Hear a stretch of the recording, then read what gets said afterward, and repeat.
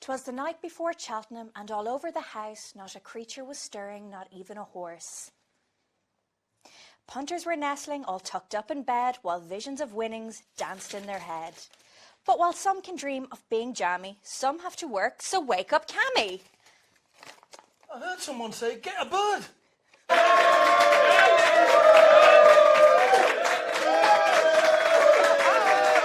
Thank you. Hello and welcome to The Horse's Mouth with me, Nicola McGeady. And me, Cammy, Chris Kamara. It's great to be reunited. Hey, the dream team. Yeah, we are the back. dream team. And if you missed us, we'll be here at the Copa in Cheltenham every evening right through until Thursday. Live from 7 p.m. with lots of exciting guests. So, don't you need to guess?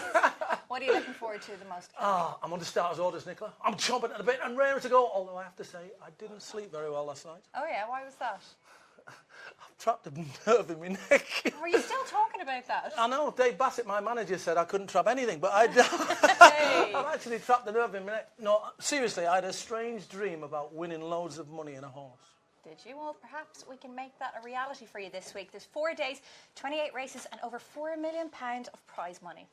Stato. Not only that, 250,000 race goals. Flock here. I did say flock. You've been struggling with that one. They will munch their way through 5 tons of smoked salmon washed down with over 8,000 gallons of the good stuff. And that's just you, Cammy. You're not wrong, Nicola.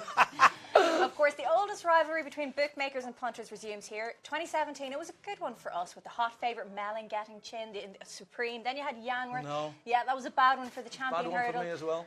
Well, day 2 saw a monster gamble on Neon Wolf and Tombstone go astray. And then I do remember Thursday. It was a good day for the punters. Got a bit of respite thanks to Mullins and Ruby Walsh with the likes of York Hill, Undersow, Let's Dance. I backed all 3. Oh, baby, let me take a chance. I was singing, let me dance. Yeah, Oh, let's dance.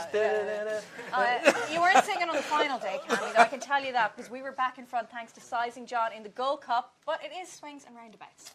I have a good feeling about this year, though, Nicola. I have extra big pockets for all my winnings. So, Nicola, what are the results that the bookies are running scared of this year?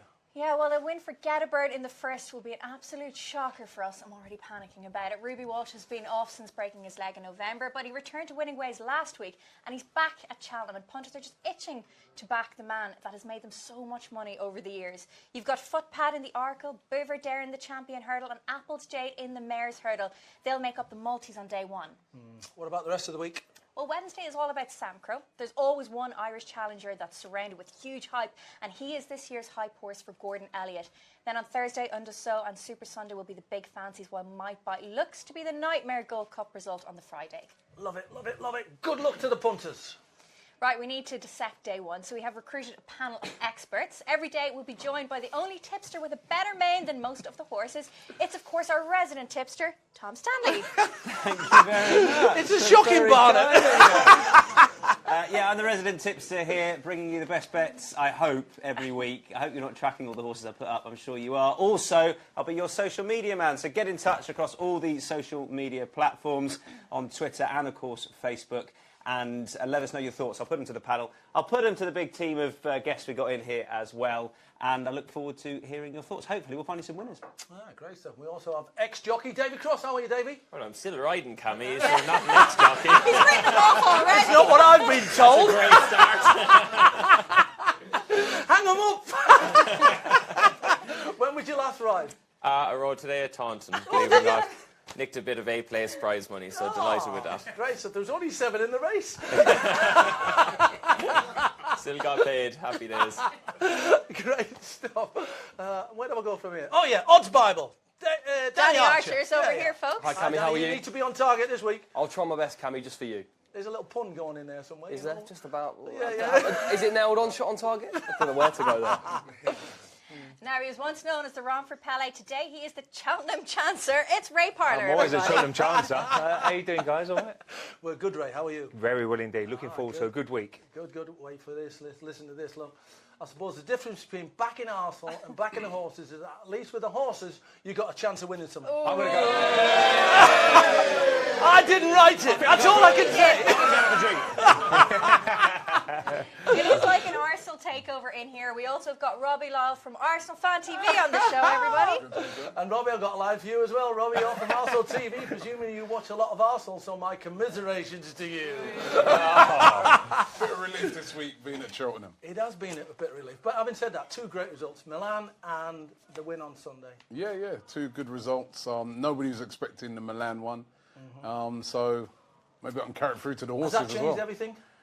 It hasn't changed everything, but it's changed the mood, which, that's important. I thought we saw when Arsenal played Watford yesterday, the players were a lot more confident because of that win. So, football's about that. Ray will tell you that, when the confidence starts to come back. So who knows what we can do? Maybe win the Europa League. That'd be a good Robbie, result. I know, being the king of Arsenal Fan TV, you've witnessed many a rant that's gone viral, but what's the most memorable one for you? Oh, it's been a few. But I'd say probably there was a guy that we interviewed called Chris Hudson. We first game of the season against Aston Villa, and we got beat. And he came up, he was really mad, and he was saying, I bet you don't even put this video out, because he was so angry. I said, no, we're here for the fans to give them their opinions, and that video was like probably our first video that went super viral. It was like, even I know that a lot of people within the club saw it, and after that we went out and signed some players, so that was a great one. Just before we switch to horse racing, Ray, I've got to say to you, you know Arsene Wenger really well, you know Steve Ball, the assistant, really well. Is there any way back for Arsene Wenger to stay there as manager next season? Well, it's going to be interesting. I mean, all the eggs in one basket now. A little bit like Jose last year, Mourinho, winning the Europa League. They've got to try and get to the final and win that trophy to get. So if they win the I think it's a good Europa League, season. is that everything good then? Well, it's not everything good, but it's a good season. You're winning a trophy and you're back in the Champions League. You fell out of it last season and they need to get back into it. So that is the avenue to go down. Whether they're going to do it or not, because there's some great teams still in there. Atletico Madrid obviously will be the favourites to beat. But, I can understand the fans' frustration, I do. But everybody has highs and lows in their careers, and Arsenal going through that little bit of a low patch at the moment. But let's not forget what Arsene Wenger done for the club when he first turned up. It was going downhill big time in 1996, and he turned it all around. So, you've got to remember that a little bit as well. All right, great. So, well, we are going to make a little change, because the reason why you're here is because of Cheltenham races. We'll speak to Davey as an ex-jockey. I'm killing you, I know. As a current jockey, I have to say, the going at Cheltenham. Come on, tell us about it. What's it going to be? Yeah, they're saying it's going to be soft, heavy in places tomorrow. It's supposed to be dry overnight with rain starting from, I think, 1 o'clock tomorrow. It's since heavy hasn't been in the going description at Cheltenham since 1982, the year I was born. Not the year you were born, the year I was born. Oh, sorry. I'm showing my age. You can plus 20 for you at least, I'd say. Oh, thank you. I'll take that. So it will be very testing, and you can see a lot of the horses that go on soft, heavy ground are coming to the fore in the betting at the minute, and it's going to be a slog there this week. So will it favour the Irish horses? Not necessarily. There's like the Irish horses. They run in a bog most days of the week over in Ireland, but we've been racing on testing ground over here in England all year. So not necessarily. No, the best horses on the day will win the races. Did you win a race in the heavy ground? I had a winner back in 2002 on the Bushkeeper, but I was on good to soft ground, and yeah, it doesn't very rarely get very heavy at Cheltenham, but it will be this week. Ray, just want to quickly talk to you. You're a Cheltenham veteran. So, I Yeah. mean, why do you love it so much? Why do you Oh, keep I coming come back? every year. It's great. I mean, the atmosphere, the Guinness tent is fantastic as well. I quite enjoy that. I'm usually with Alan Brazil, though. That's not a good idea, really. I can't see the first race usually. That's the only problem. But it's just a great atmosphere. It really is. It's the best meeting going for the jumps, and everybody turns up. The Irish make it as well. They bring all their money to spend, and it's a real good atmosphere all week. It's fantastic. And Danny and Tom, best winning bets that you've ever had over all your years? Mine was spring-heeled in the Kim Muir, I think it was 2014. It was 25 to 1 before the festival. Picked it out, backed it, and then went out and got merry one evening, and didn't remember backing it again. Went in again, and then when it won, checked the account, and we were double bubble. So it was fantastic. Yeah. So the moral of that story is go out and get absolutely sauced, and you won't remember what you've done. What about you, Danny? What was Mary second? Hey. What was Mary second? Just to set the tone once again, Davey, when you said you rode a winner, what's it like coming into that winner's enclosure? That the buzz when you cross that finish line, as Dan would tell you as well, it's unbelievable. Just to walk back down that, coming back down that walkway back in and into the winner's enclosure is just something that you will have for the rest of your life. I was only 19 at the time when it happened as champion amateur that season, but if I could relive that now or get that again at my age, it would probably mean even more. You know, it's one of the best feelings in the world, and every day we're going out trying to replicate that. Danny, just in terms of your memory, I mean, Yeah. you're only a whippersnapper, about 20 stop years. it. Yeah. What's your best memory? Well, I had Since you Altior turned when he 18. beat Min at the Supreme Novices. I had him at 4-1, and I just thought Altior was a really good bet that day. But probably Davey and Tom were there when Sprinter Sacra, when he regained his 2016 Queen Mother Champion Chase Crown. I was interviewing the third, Brian Harding. We stopped for interview to hear that roar. It was so loud, and the way he came back in, and that was, probably the most special memory I'll ever have, really. Very good. Right, now it's time for our very own View from the Bridge. As the punters roll in full of hopes and dreams, we sent our roving reporter Jessica Bridge into town to greet and ask them about their best and worst memories of the Cheltenham Festival.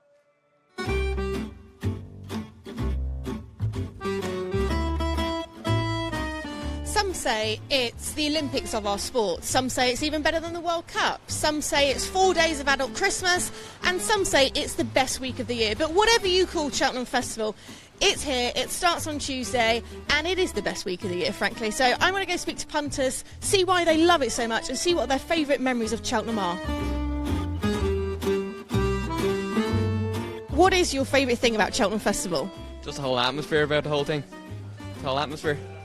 And what makes it such good crack? It's their first time coming. There's a group of Irish people over here as well, so it's their first time coming over just to experience the whole atmosphere over. My favourite thing about the Cheltenham Festival is the crack in Cheltenham when all the Irish and even people from the rest of the UK come to Cheltenham, have a great crack, good fun, lots of beer, lots of alcohol, and of course, top quality racing.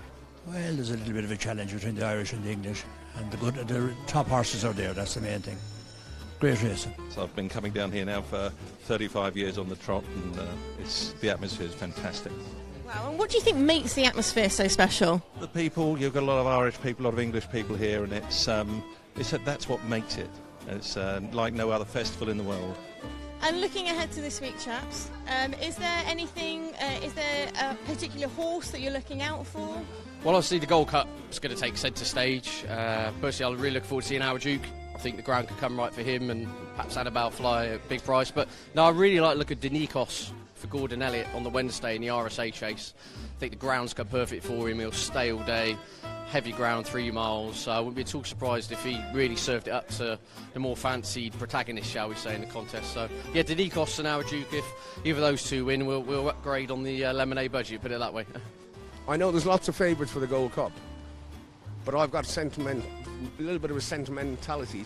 Once again, I can't really articulate it, but I've got a sentimental little value in Our Duke. What is your favourite abiding memory about Cheltenham festivals in years gone by? That's easy, Sprinter Sacra. Every time, it brings a tear to my eye. And being a very, very keen Henderson man, I follow all his horses, and the day that won the champion chase, superb. I think the reason why Cheltenham Festival is so special is because for a week it is on the front pages of every single newspaper, not just the back. It's on the BBC ITV 10 o'clock news, and it brings together a lot of people who don't normally know too much about racing, and it's the creme de la creme of horses, and it's the best week of the year. It's the Olympics of our sport, and all of that coming together is just the absolute perfect storm, and I think that's what makes Cheltenham so special. She's quite right indeed, Dan. There was a picture of Barry Geraghty on a JP McManus horse in the background there, and my favourite memory in 2009 was Wichita Lyman, AP McCoy. How that horse won, it was a complete miracle. In fact, AP threw it over the fence once and then jumped back on it and got it to win because it hit every fence. I can remember it, Davey, at all. Yeah. It was a wonderful, wonderful ride, wasn't it? Yeah, he was off the bridle the whole way. Horse never jumped from him at any stage of the race. If you're looking back on all-time rides ever, that is probably the best you'll ever see. Oh, definitely. What about you, apart from your own winner? In what sense? Memory. Istabrack for me, growing up as a kid, I think when you're involved in the game, you're there doing it. But when you're a kid getting into racing, I remember Istabraq, Charlie Swan winning 3 champion hurdles. That was by far the best memory for me. He was just a class above everything that ran in the field, and that's what you like. People at Cheltenham, they like to see favourites winning. They like horses that come back year after year, like horses that run well at Cheltenham. They just keep coming back and running well every year, and he did it 3 times on the bounce, and he came back the 4th year, but he was wrong that year, and he was a great champion, Yeah, once again in the McManus colours. Anyway, come on, Nicola, we need to find these punters some winners. What are you fancying in the champion hurdle? Well, Cammy, Bouverdaire is 4-7 favourite ahead of Faugheen at 11-2. Melon is 14-1. My Tender Years is 20-1. While my own each-way fancy will be Wicklow Brave. I suppose we should get everyone's thoughts here first of all. We'll go to you guys first. Tom, Danny. I think we're boring. We're in agreement, aren't we? But while I can't see Bouverdaire getting beat, playing the race, I think Elgin's got a lovely progressive profile. What price is he? He's about 16-1 at the moment. 16-1 with Ladbrokes I mean, I think he'll place. He's been brought along a similar route that Catchett was brought along by his trainer, winning the Kingwell last time. He won the Greatwood Hurdle, the handicap at Cheltenham at the November meeting. Horses have gone on to win the Champion Hurdle. So, I mean, he's better than ever at the moment, and there are question marks about others. I couldn't touch Faugheen personally. So I think Elgin each way is a nice little bet. No, I couldn't touch Faugheen either. I think even 6-1 is quite generous. I think he's a 10-year-old. I think he's just not the same horse, even with the addition of cheek pieces. If you do like your short prices, 4-7 on the day could be value for Bouverdaire. Probably should be maybe even shorter than that. Do you not think Faugheen's value at that price and could be even bigger, though? I don't think he's the same horse he was. I think Super Sunday, that form last time, isn't as strong as people make out. But maybe I think Wicklow Brave, 4 from 4, he is on heavy ground, Wicklow Brave. I know he was 10th in the Melbourne Cup last time, but if he can maybe reproduce that, I think it's a race where, like Tom said, I think 16, 14-1, there's plenty of each way value. I think one of the really interesting things is what Ruby does on Faugheen. I think he'll just go again because, of course, when he won it, that's what he did a couple of years ago. I think he'll just go from the front. That would worry me, given what about he's just not the same Bouverdaire horse. on the ground? Will he be fine? He'll relish the ground, so that's relish the ground. Yeah. So that's probably makes him a bigger positive for me. Nicky said when he walked the course the other day, "You'll love it." I thought he was in here for a minute there. Did you have a chance to study it? I'm going to go with the favourite as well, I think. Yeah. I think the first race is important for me to get off to a good start. Robert, do you kind of study the form? Do you listen to other people's tips? Yeah, I listened to some tips last year, and they kind of went against me because I went for the favourite in the first race last year, and that lost. So I don't. Everybody lost on the first day last year. Yeah, so I'm just taking it in. I'm taking in what these guys are saying. I know that everybody's saying the ground's going to be really soft, so that might level things up a lot. So I think I'm going to kind of leave it to the day and try and. You're going to go for the names, ain't you? Probably, ain't you? I saw one name there that sounds like Kolasinac. I might go for that one. That's the first race, isn't it? Yeah. The Kalashinov. What is the buzz from Lambourne? You live in Lambourne. For those people that don't know, that's the buzz of racing down near Newbury. What's the buzz at Lambourne in that race? Bouverdaire, obviously, from the local Nicky Henderson stable, he is the class horse in the race. He's well clear on ratings. The horse, though, but at 4-7, there's no value in backing him for me in a champion hurdle. You wouldn't get that interest in the bank, though. You wouldn't get it, you get far from it, but you wouldn't get 16-1 in the bank. And I like Elgin, who's improved form on soft, heavy ground. He's he's third best in on ratings. He's rated 161. He's got £8 below the favourite, and he's a cracking each way bet for me. They've been supplement. Sorry. What's that called? Elgin. I'm taking notes here. Elgin. Right, he's a cracking each way bet. They've supplemented him for the race, and he's got form at Cheltenham. Won the Greatwood. He's a cracking price. He's each way nap of the day for me. Have you made up your mind yet, or are these guys convincing you? Have we changed your mind, Cammy? I was going to go Bouverdaire. Like I said, you can't get that interest in the bank, so that's the only thing. But I am starting to change my mind. Tom, has anyone been in touch? Yes, we've had some questions on social media. Thank you for all of those that have come in. James East, thank you, says, who wins the opener? That is the big question. I'll start, Danny, who wins the opener? I was the really keen on Kalashnikov all week. I went to Tommy Murphy's on Thursday, but I think the ground might just be too heavy for him. I know he won the bet for him soft, but I think it's a different ball game here. Somerville Boy might be interesting at the price, but First Flow, he's gone under the radar. Probably wasn't going to go, but Connections have decided to target the race because the conditions are heavy. And maybe at a bigger price, Slate House for Colin Tizard, back to 2 miles, should suit him. Yeah, Slate House, who had some good form at the track earlier on this season. Colin Tizard's horses weren't right in January when he last ran, but he could be better here. I'm going to get Dominic Ellsworth in to ask you who wins. Now, this... Cammy. What a jockey! Hey, Dom, how are you? Can we have you standing out there in the middle? This is what an ex-jockey looks like. I'm breathing in. That's an ex-jockey. That jockey, ex-jockey. There we are. How are you, Mr. Ellsworth? You get no wrinkles on a balloon, do you? Yeah. What wins the opener, sir? I fancy the Tom Jones horse. Somerville Boy. Somerville Boy. If you're going to back Kalashnikov, you have to have a look at him as well. You know? Yeah. Somerville he Boy obviously beat Kalashnikov at Sandown. Yeah, and that was similar sort of ground to what Yeah, we might get. absolutely, yeah. Very on the ground. Is Cheltenham ever going to be properly heavy ground on the first No, day? you can sort of splosh through it, if that makes sense. Yeah. There is a base to it, so you can sort of splosh through it, and it's not going to get really holding and tacky as what it can do at other tracks. Nobody said Get a Bird yet. Get a Bird? Anyone? Get a Bird for the opener? No? The short price favourite? We've all been trying to get a bird. Let me tell you. Exactly. There's no Irish in. There's no Irish in. So, any Irish in tonight? Any Irish? Just one. No, there is a couple in there. I know they are. They're just being quiet. I can see them at the back hiding. Damon Moffat says, what do you all make of the Altior news? It's got to be a negative. He's got pus in his foot. That's about... I mean, he might come back and be all right, of course. He's been declared for the race, but it has to be a negative. I'll take it, and markets would have reacted accordingly. Yeah, he's currently 11 to 10 now, from as short as a 4 to 6. Min 5 to 2, and then Duvan 11 to 4. The Willie Mullins merry-go-round working again. He's going for the Ryanair Duvan, then he's going for the Champion Chase. Ruby Walsh rides. I'm still really keen on Altior, but he's a son of High Chaparral, so is the really heavy-going going to suit him? He's the best horse in the race for me, but maybe Min at 5 to 2 now, with the news that Altior has got a slight problem, might make you sway in that direction. And Ruby has chosen Duvan. Last question, Sarah Marsh, thank you. Who is everyone's festival banker? Let's get in amongst them. Who's festival bankers, people? What have we got? Hello, sir, how are you? What's your festival banker? I have Red River, but he might not run on Red that. River. There's an Ulster one for you, Robbie. Red River.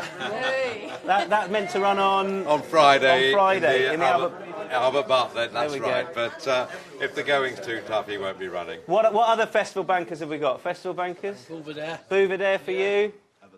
Haven't looked yet. It must be something. Anything? Go with the gent in front, Bouverdare. Bouverdare as well. Anything other than Bouverdare? Come on, give me a festival banker. Bastian, I like it. Bastian, who is running on Wednesday, and there's some very shrewd people involved in this horse, Bastian. We wish him all the best. One more over here, festival banker. One more. Spice Girl. Spice Girl? Yeah, Cheltenham trainer. All Go the on. way. Yeah. Keeley. Yeah. Gotta be there. The owner is the 21 Club. Yeah. He's gotta be there. We've got to back it all the way. So what sort of price was it? He's round about 8 to 1, something like that, but he's a good bet. All right, love it. Any others? Are we happy? We're happy with our festival bankers. What about our panel lot over here? Festival bankers. It's got to be Underso in the Ryanair. He's an absolute banker. I think the ground's gone in his favour. The race looks very weak. He's only taken on Q Card, and then one at a bigger price, Nuba Negra in the Fred Winter. He's about 8 to 1. He was second to Apple Shakira this year. Won in Pressfield at Doncaster this year. Spoke to Dan Skelton, a Labrix representative earlier on. He said he's the one they all have to beat, and I think he looks really good value at 8 to 1. Nuba Negra in the Fred Winter.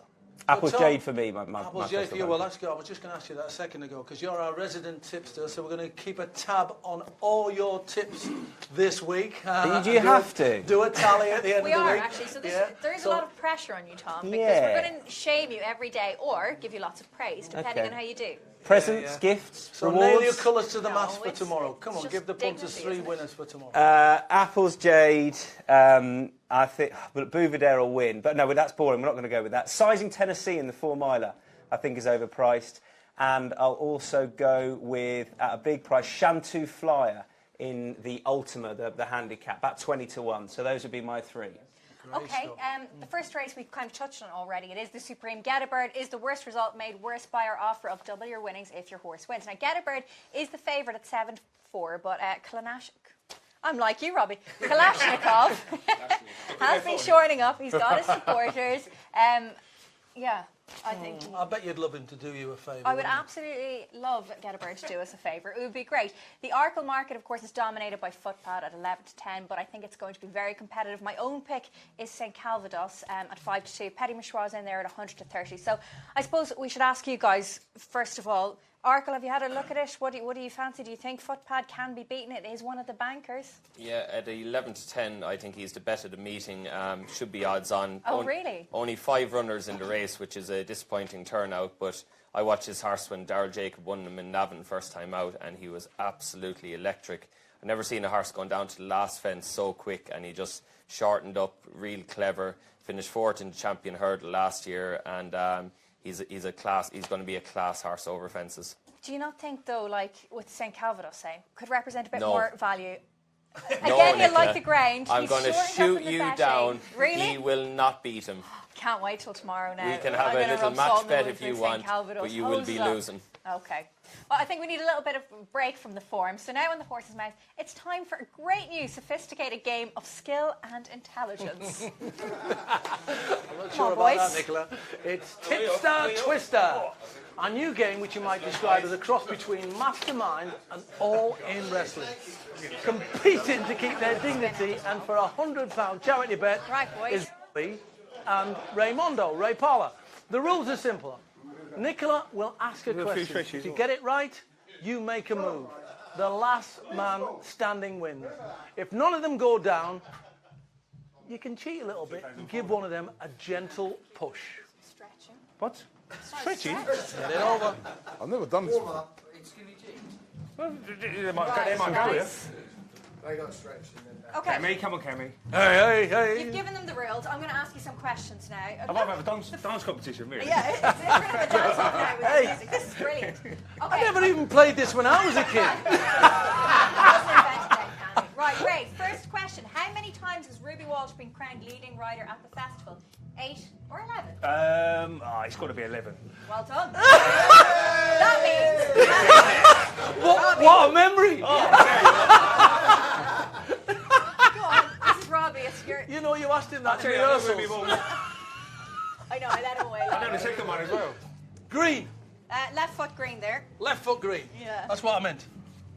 Okay, this one's for you, Robbie. Oh, God. I really Boomer feel Dare off is balance. bidding for back-to-back victories in the champion hurdle. Name the last horse to complete the feat. Was it Isterbrack or Hardy Eustace? Hardy Eustace. Well done. Okay, that means Oh, you have well to... played. Ray, you're up. You didn't ask him that in rehearsals. Green for you as well, Ray. What is it? What is Green it? Right, and Oh, right. green.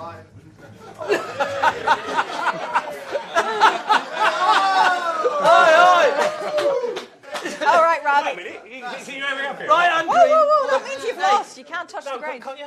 Yeah, No, you just can't joking. fall on the mat. The plank comes to mind. Yeah, he's like the plank. All right, we won't leave him hanging too long. Robbie, how many pints of Guinness were drank at the festival last year? Was it over 265,000 or over 165,000? Alan Brazil, I did. Today, 165,000. No, that means yeah, that means you have to go. So Seriously, do you basically, have to stand like this? yeah. Robbie, take a Unless you move. fall, yellow. Yellow what? Left hand. This is our fitness test. You're all right. Oh, is that allowed? All right, Ray. Wait a minute. Ray, What's going on here? this is a tough question. Did Cammy drink more or less than 50 pints at last year's festival? Correct. Yeah. Okay, that means That Robbie means has to gonna go make another first. You, move. Robbie. Left foot green. You what? You got to move it. I've already got my left foot on green. Go again, go again. You got to move it again. Seriously, Do it again. again. Well, you move your hand. Okay, Ray. I think we Ray, should is have it sorted the rules out first, shouldn't we, before we started this? Ray, which of these horses is running at this year's festival? Is it 007 or MI5? What? Which horse is running at the festival? 007 handy. or MI5? MR5. No, 007. Okay, spin it and give Ray a move. Hopefully something where he can put his leg down. Left hand down. There you are. Right. I've only cheated on that one for you. Yeah. Robbie, No, what is the cheated name on it of the for you. first Left hand, race left. of the Yeah. festival? Is it the Supreme or the Arkle? The Supreme. Correct. Right. Give Ray another go. I need to lay down, I think. Is it Ray again? Yeah. What? You can choose. You get to choose that, Cammy. Left knee red. Left knee red. Right foot yellow. Oh, Jesus! Rip. That's quite obvious. Well, anyway. Okay, Robbie, how many races take place I'd over rather the do 4 6. days? We said it at the start of the show. Is it 28 or 32? 28. Well done. That means Ray has to move again. Oh, my God. Green. Left hand down. What? You just had left hand down, didn't you? Hey, what about your feet? Oh, this. Jesus. Hey. Can I Do take you the know jacket what? off? I think Ray's lost this. So should we just push him down on the ground? Robbie, you've won. You get the charity bet. Ray's on. He's been cheating left, right, and centre. I've got a dab on him.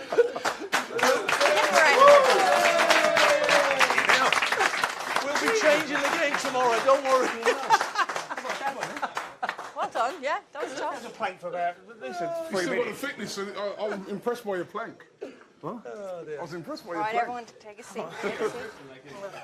I've got to take this jacket off now. Fucking roasted. Okay, right, guys. You need a drink first of all. Relax. You know.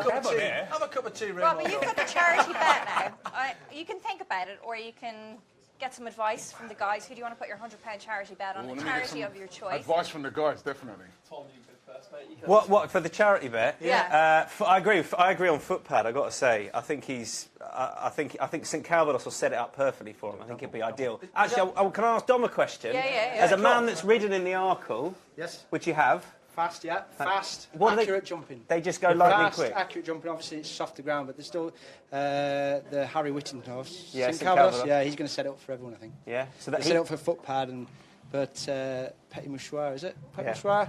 They're saying he will improve for the run. So he wasn't properly teed up, was he? He's So another one that that's likes the to go sort forward of, as well. 100, yeah. I think it might set up, as Dom says, they go lightning quick. I think St Calvados will set it up for Footpad. If you want a charity bet at the prices, 11 to 10, I think that's where your money should go. Okay, let's do that then. There you go. Footpad. Footpad. He's only going to double his money, though, isn't he, for the charity? A little bit more. Yeah, Maybe just a over. big price. Each way Hang on, we kind of have to. I just want to get like the boys' thoughts on the handicaps. Is there anything for you, David, that stands out tomorrow, particularly? I think 16s, as I said earlier today, Elgon into champion. I know you're not, but I think that's a cracking bet. Well, for Robbie, me. that could be nice at 16 to 1. Does anyone else? If it enjoy comes the in, music yep. here as well? The music's going great, isn't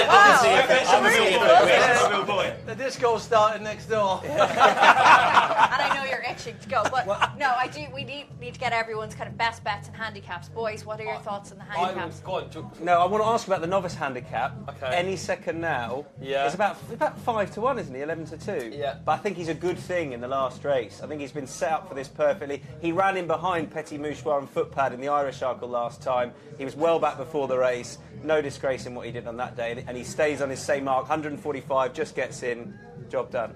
I agree. Paul Nicholls is withdrawn. Move of the Times was also with JP McManus. So the vibes look quite positive for any second now. At a price, maybe sizing Tennessee, as Tom's really touched on, Ole Miss Par 2 later on in the card. But I really like Single Farm Payment in the Ultimate Handicap. Okay. He was second in the race last year to Anton Port 2. I think the ground won't be too much of an issue for him. He fell when travelling really well in the Hennessy, was smashed up before the Bet-Right Cotswold Chase last time. But I think he's won actually at 13 to 2, Robbie. Lovely little bet there. Each way, we're making an absolute stack. He's confused now. He's confused. It's killed Can I disagree with you, Danny? Don't disagree with me, Tom. I need support. Just have a lucky 15. He's a hound of the highest order. There's some more bets that people like to have. Champion trainer and champion jockey. Tom and Danny, you can start off. Champion trainer.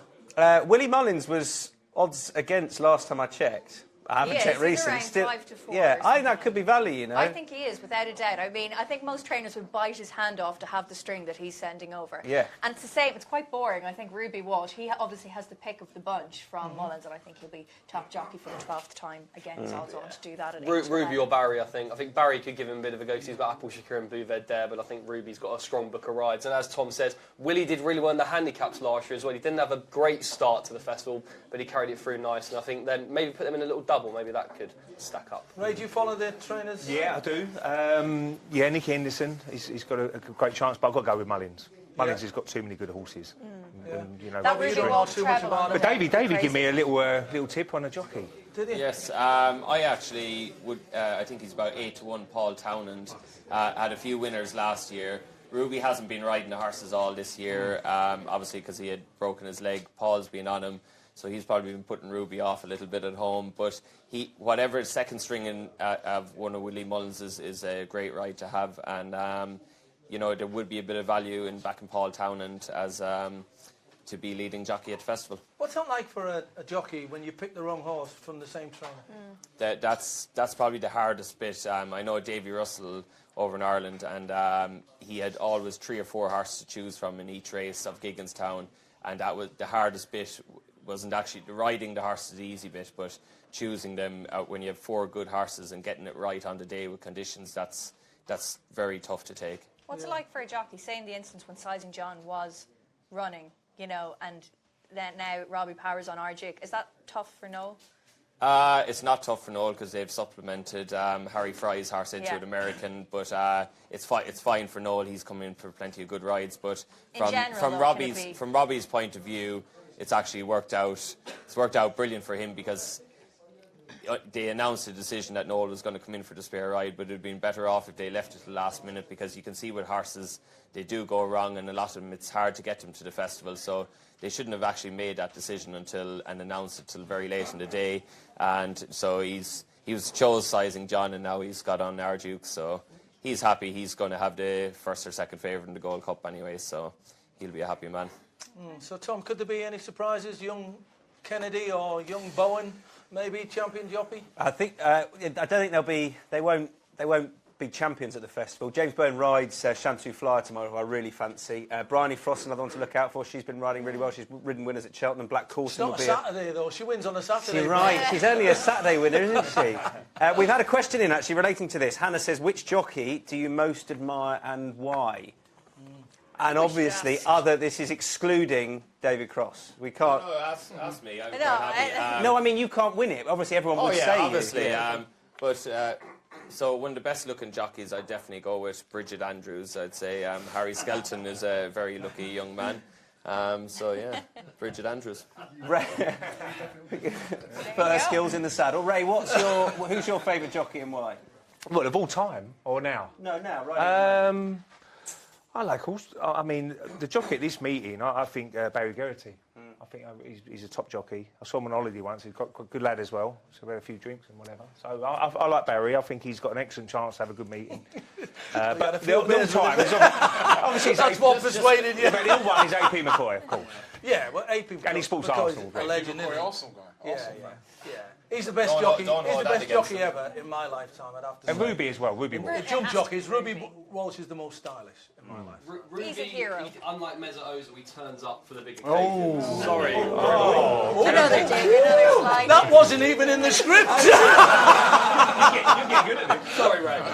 No, I think Ruby, you know, when it comes to the big day, Ruby Walsh will always deliver it. If he might pull it off on Faheen, but if you look down the years, except for the Annie Powell final flight fall, Ruby always pulls it off. He's a special jockey and he emerges for the special occasions, a bit like Frankie on the flat. So really quickly, guys, best bet, one horse. I want a big price, and obviously you've a favourite in there too. Footpad still at the prices, 11 to 10, very fair as a favourite, and Shantou Flyer at the prices, 20 to 1, I think, for the Ultima.